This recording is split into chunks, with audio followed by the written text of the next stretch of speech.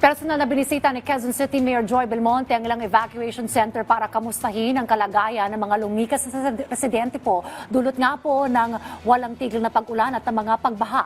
Si Denise Osorio sa report live. Denise.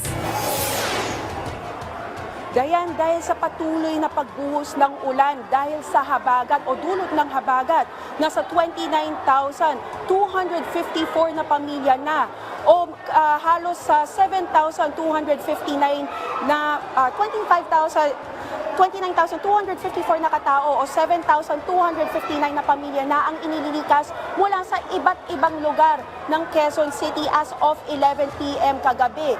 Pero Dayan, mahigit doon, karaniwan ng mga evacuees ay nanggagaling dito sa barangay Bagong Silangan na as of 7 a.m. nasa 1,208 families na o mahigit sa 4,309 na katao ang inililikas simula pa noong Sabado ng gabi noong pre-evacuation nila hanggang sa kasalukuyan.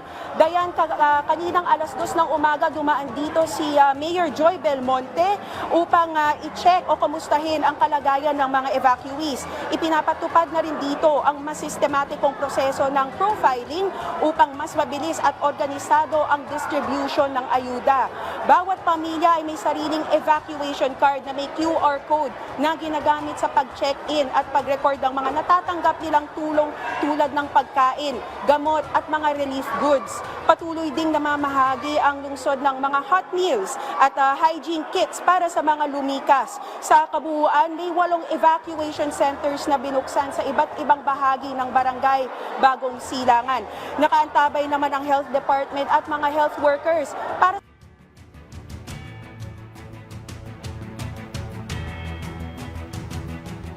Denise Osorio, mula po yan sa Quezon City.